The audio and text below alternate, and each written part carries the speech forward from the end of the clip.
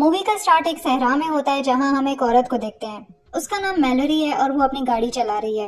यहाँ हमें पता चलता है कि उसकी मंगनी हो चुकी है और मूवी की स्टोरी के मुताबिक एक हफ्ते बाद उसकी शादी है, इसलिए वो शहर से बाहर जा रही है ताकि शादी की तैयारियों के लिए अपनी बहन के घर पहुंच सके। मैलोरी ज्यादा एक्साइटेड नहीं लगती क्योंकि उसके और उसके मंगेतर के दरमियान कुछ प्रॉब्लम्स हैं। रास्ते में वो अपनी बहन एला के साथ वीडियो चैट करती है। एला बताती है कि उसने अभी तक अपनी प्लेन की टिकट नहीं खरीदी क्योंकि वो ये चाहती है कि मैलोरी पहले इस बात का यकीन करे कि वो वाकई अपने फैसले से खुश है। मैलोरी झूठी खुशी की आवाज में उसे जवाब देते हुए कहती है कि वो खुश है और फिर कॉल काट देती है। यहाँ ये नहीं बताया जाता कि उसे ऐसा क्यों महसूस हो रहा है। वो अकेले रास्ते पर गाड़ी चलाती हुई गहरी सोचों में डूबी होती है और फिर मेन रोड से एक सर्विस रोड पर मुड़ जाती है। वो सर्विस लेन ले लेती है क्योंकि उसका इरादा है कि वो अपनी मंजिल तक पहुंचने के लिए एक शॉर्टकट ले और उसकी मंजिल डेनवर है। लेकिन उसका सफर रुकावट का शिकार हो जाता है जब उसकी गाड़ी रास्ते में खराब हो जाती है। फिर वो गाड़ी के इंजन को चेक करने जाती है और उसे स्टार्ट करने की पूरी कोशिश करती है लेकिन कामयाब नहीं होती। मैलोरी अब पूरी तरह से इस सुनसान इलाके में अकेली रह जाती है और उसके पास कोई सिग्नल भी नहीं है, यानी वो मदद के लिए कॉल भी नहीं कर सकती। काफी वक्त अपनी गाड़ी में गुजारने के बाद जब वो एक सोडा कैन खोलने की कोशिश करती है तो वो फट जाता है और उसके कपड़े गीले हो जाते हैं। फिर वो गाड़ी के पीछे अपने कपड़े बदलती है और इसी दौरान अचानक किसी की आवाज से वो चौंक जाती है। वो एक आदमी होता है जिसका नाम क्रिश्चियन है। वो आदमी उससे पूछता है कि क्या हुआ है और उसके लिए बुरा महसूस करता है क्योंकि वो फंस चुकी है और फौरन उसकी गाड़ी की मुरम्मत करना शुरू कर देता है। मैलोरी की खुशकिस्मती है कि वो आदमी जानता है कि उसे क्या करना है और मुख्तलिफ तरीकों को आजमाने के बाद आखिर वो कामयाबी से गाड़ी को ठीक कर लेता है। मैलोरी उससे इम्प्रेस हो जाती है और उसका शुक्रिया अदा करती है। वो उसे पैसे देने की भी कोशिश करती है मगर क्रिश्चियन इनकार कर देता है और कहता है तुम्हारा शुक्रिया मेरे लिए काफी है। फिर मैलोरी अपनी गाड़ी में बैठती है और रवाना हो जाती है। लेकिन जब वो गाड़ी चलाती है तो उसे ख्याल आता है कि वो आदमी तो पैदल था और उसने उसकी गाड़ी भी ठीक की, तो कम से कम वो इतना तो कर सकती है कि उसे लिफ्ट ऑफर करे। वो उसे गाड़ी में बिठा लेती है और वो दोनों रास्ते पर रवाना हो जाते हैं। लेकिन यहाँ हम देखते हैं कि क्रिश्चियन बहुत बातूनी है और कोशिश करता है कि मैलोरी के साथ बातचीत करे। वो अपनी बातों से मैलोरी को इम्प्रेस करने की पूरी कोशिश करता है और खुद को बढ़ा चढ़ा कर दिखाने लगता है। अचानक उसका रवैया अजीब सा हो जाता है और वो कहता है कि किस्मत उन्हें एक साथ लेकर आई और ये सब कुछ इसी तरह होना था। जल्द ही पता चलता है कि ये आदमी बहुत ही बदतमीज है क्योंकि वो मैलोरी से बहुत गैर मुनासिब बातें करने लगता है। जब मैलोरी उसकी बातों से तंग आ जाती है तो वो गाड़ी रोक देती है और उसे कहती है कि वो बाहर निकले। लेकिन क्रिश्चियन ऐसा आदमी नहीं है जो आसानी से बात माने और वो इसलिए गाड़ी में सवार नहीं हुआ कि इतनी आसानी से चला जाएगा। अचानक वो चाकू निकालता है और उसे धमकी देता है कि अगर उसने उसकी बात नहीं मानी तो वो उसे चाकू मार देगा। अब मैलोरी के पास और कोई रास्ता नहीं बचता सिवाय इसके कि वो गाड़ी चलाती रहे। जब वो अपनी जान बचाने और इस बदतमीज आदमी से छुटकारा पाने का तरीका सोचती है तो उसे एहसास होता है कि क्रिश्चियन ने सीट बेल्ट नहीं पहनी। फिर वो जितनी तेज हो सके गाड़ी भगाती है और एक मुड़ने वाली जगह के करीब गाड़ी को पहाड़ से नीचे गिरा देती है। गाड़ी हादसे का शिकार हो जाती है और अगली चीज जो हम देखते हैं वो ये है कि मैलोरी अपनी गाड़ी में उल्टी लटकी हुई है। जब वो बाहर निकलने की कोशिश करती है तो पता चलता है कि उसका पाँव सीट में फंस गया है और वो हिल नहीं पा रही।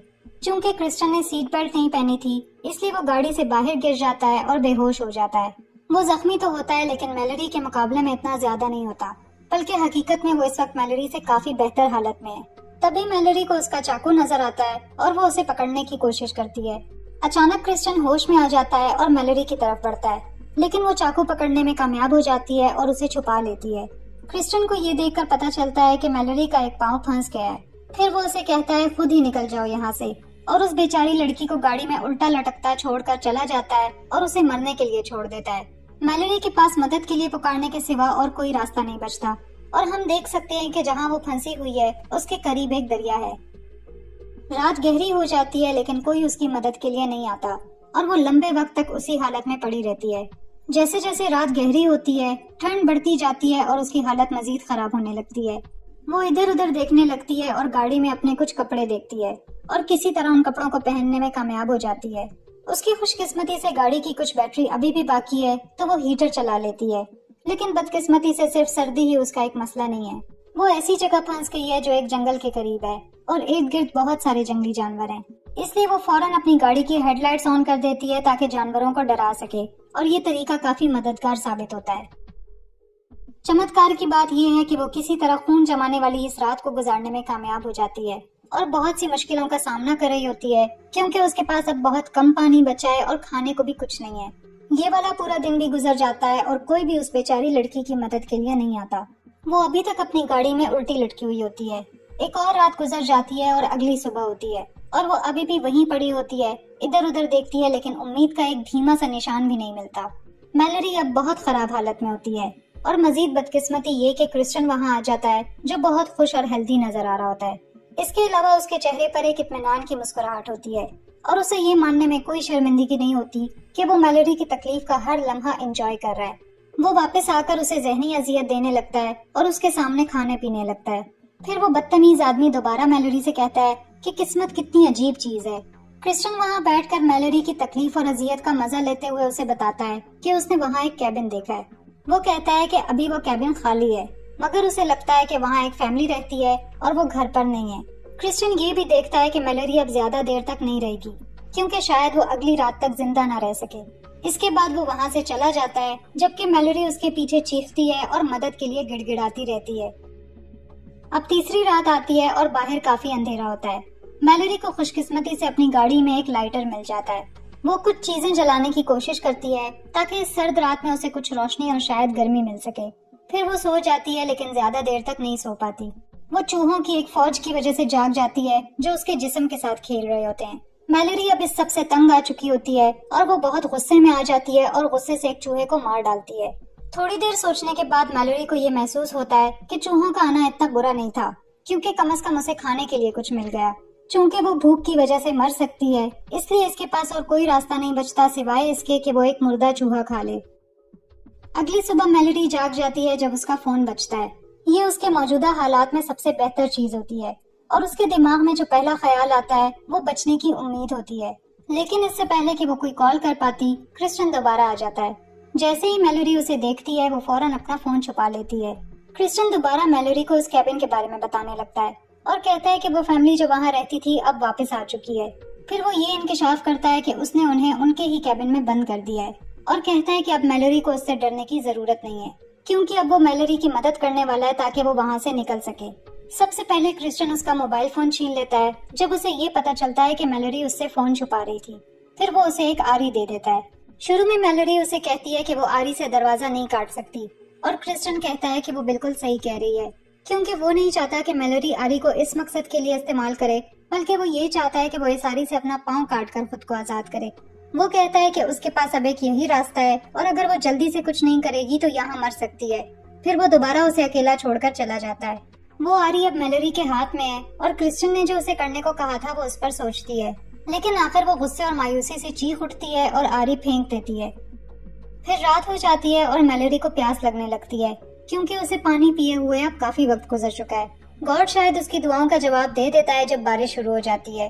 बारिश बहुत तेज होती है इसलिए अब उसे प्यास से मरने का कोई खतरा नहीं होता। जब वो रेडियो ऑन करती है तो उसे पता चलता है कि बारिश के तूफान की वजह से सड़कें सैलाब में डूब रही हैं और लोग छोटे रास्तों की तरफ जा रहे हैं क्योंकि बड़ी सड़कें सैलाब की वजह से बंद हो गई हैं। कुछ ही देर बाद एक गाड़ी उसके करीब आकर रुकती है लेकिन उसकी बदकिस्मती से वो गाड़ी किसी और की नहीं बल्कि उसके भयानक ख्वाब क्रिस्टियन की होती है। जैसे ही वो गाड़ी रोक कर आता है मैलोरी एक प्लान सोचती है। वो उस मुर्दा चूहे का खून अपने पाँव पर लगाती है और मरने का बहाना करती है। वो ऐसा दिखाती है जैसे वो अपने पाँव को काटते हुए मर गई हो। क्रिस्टियन अपनी टॉर्च के साथ उसके करीब आकर उसे चेक करने की कोशिश करता है लेकिन जैसे ही वो करीब आता है मैलोरी उसे चाकू मार देती है और उसकी गाड़ी की चाबियां चुरा लेती है और फौरन उसकी गाड़ी का दरवाजा लॉक कर देती है। इसके बाद वो चाबियां अंधेरे में फेंक देती है ताकि वो उन्हें कहीं न ढूंढ सके। अब जो प्लान उसके माइंड में है वो ये है कि शायद कोई वहाँ से गुजरे और उसकी गाड़ी को वहाँ रुकी हुई देखे। कुछ ही देर बाद एक गाड़ी आती है और ये एक पुलिस की गाड़ी निकलती है। जैसे ही पुलिस वाला गाड़ी से बाहर निकलता है मैलोरी चीखना शुरू कर देती है ताकि पुलिस वाले की तवज्जो हासिल कर सके लेकिन तूफान की आवाज इतनी तेज होती है कि मैलोरी की आवाज आसमानी गरज में दब कर रह जाती है। दूसरी तरफ क्रिस्टियन मुसलसल एक बेगुनाह आदमी बनने का ड्रामा करता है जो तूफान में जख्मी हो गया था और पुलिस वाले से कहता है कि वो उसे करीब के कैबिन तक ले जाए। आखिर पुलिस वाला कुछ सुनता है और चेक करने की कोशिश करता है लेकिन क्रिस्टियन किसी तरह उसे इस बात का यकीन दिला देता है कि तूफान मजीद खतरनाक होता जा रहा है इसलिए उन्हें फौरन रवाना हो जाना चाहिए। मैलोरी मुसलसल चीखती रहती है मगर अब कोई उसकी आवाज नहीं सुनता।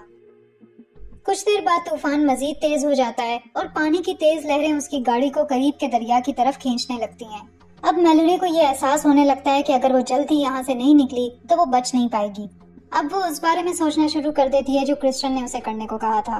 पानी का लेवल बढ़ने लगता है जिससे उसके लिए सांस लेना मुश्किल हो जाता है। आखिर वो अपनी टांग काटने की कोशिश करती है लेकिन वो मुश्किल से कुछ हल्के कट्स ही लगा पाती है। सैलाब की वजह से उसकी गाड़ी हरकत करना शुरू कर देती है और खुशकिस्मती से जब गाड़ी दरिया में गिर जाती है तो गाड़ी का दरवाजा खुल जाता है और उसका पाँव आजाद हो जाता है। वो बहुत मुश्किल से दरिया में तैरती हुई पानी से बाहर निकल आती है। उसे फौरन मेडिकल हेल्प की जरूरत है और इसके अलावा वो इस जगह से किसी भी कीमत पर बाहर निकलना चाहती है। वो अपनी चोटों की वजह से चल नहीं पाती, इसलिए वो एक लकड़ी का टुकड़ा पकड़कर चलने की कोशिश करती है। दरिया से थोड़ा दूर ही उसे एक कैबिन नजर आता है और अंदर से किसी की आवाज आती है जो चीख रहा होता है। ये आवाज सुनकर मेलोडी फौरन उस तरफ बढ़ती है। अब जैसे ही वो करीब पहुंचती है, वो जिस लकड़ी का टुकड़ा पकड़े हुए थी वो जमीन में लगे एक बेयर ट्रैप में फंस जाता है, लेकिन खुशकिस्मती से वो ट्रैप से बच जाती है और दोबारा चलना शुरू कर देती है। इसी लम्हे मेलोडी को क्रिस्टियन की बात याद आती है जो उसने कैबिन के बारे में कही थी। अब मेलोडी को यकीन हो जाता है कि क्रिस्टियन शायद इसी कैबिन में होगा और ये बात माइंड में रखते हुए वो कैबिन के गिर्द चक्कर लगाना शुरू कर देती है। यहाँ मेलोडी देखती है कि क्रिस्टियन उस पुलिस ऑफिसर को मार रहा है जिसने पहले उसकी मदद की थी और उसने एक लड़की को भी यरगमाल बना कर रखा है। जब वो आहिस्ता आहिस्ता कैबिन के अंदर कदम रखती है तो वो देखती है कि क्रिस्टियन ने उस फैमिली को भी मार दिया है और फिर पुलिस वाले की गन उठा लेती है। मेलोडी चुपके से अंदर घुसने में कामयाब हो जाती है और लड़की को आजाद करने की कोशिश करती है, जबकि क्रिस्टियन पुलिस का यूनिफॉर्म पहने हुए होता है और अपना अगला शैतानी प्लान बना रहा होता है। कुछ ही देर बाद मेलोडी क्रिस्टियन के कदमों की आवाज सुनती है जो करीब आ रहे होते हैं और वो फौरन छुप जाती है। बिल्कुल इसी लम्हे वो पागल आदमी भी आ जाता है। मेलोडी गन उसकी तरफ करती है और कहती है कि अगर वो हिला तो वो उसे गोली मार देगी, लेकिन क्रिस्टियन मेलोडी पर हमला कर देता है। इस दौरान मेलोडी दूसरी लड़की से कहती है कि वो फौरन भाग जाए। वो क्रिस्टियन के साथ मुकाबला करती है और कुछ ही देर बाद वो उससे बच निकलने में कामयाब हो जाती है। जब क्रिस्टियन कमरे में आकर उसे ढूंढता है तो मेलोडी वहाँ नहीं होती। आखिर मेलोडी पीछे से हमला करती है और उसे दूसरी मंजिल की बैल्कनी से धक्का देकर नीचे गिरा देती है। क्रिस्टियन गिर जाता है और उसका पाँव एक बेयर ट्रैप में फंसकर कुचल जाता है। फिर मेलोडी उस लड़की के साथ नीचे आती है और क्रिस्टियन को उसका चाकू दे देती है। वो क्रिस्टियन से कहती है कि वो उसे वही मौका दे रही है जो उसने इसे दिया था। फिर मेलोडी किस्मत के बारे में बात करते हुए कहती है कि वो सही कह रहा था, शायद ये सब कुछ ऐसा ही होना था जब वो पहली बार मिले। मूवी के खत्म होने से पहले क्रिस्टियन अपनी चोट से तड़प रहा होता है और मेलोडी की कही हुई बातों पर सोच रहा होता है। फिर मेलोडी और वो लड़की सड़क पर चलते हुए मदद की तलाश में निकल पड़ती हैं और मूवी खत्म हो जाती है। मूवी आपको कैसी लगी कमेंट करके जरूर बताएं। वीडियो पर लाइक करना ना भूलें और ऐसे ही मूवी एक्सप्लेनेशंस देखने के लिए चैनल को सब्सक्राइब करें। Thanks for watching.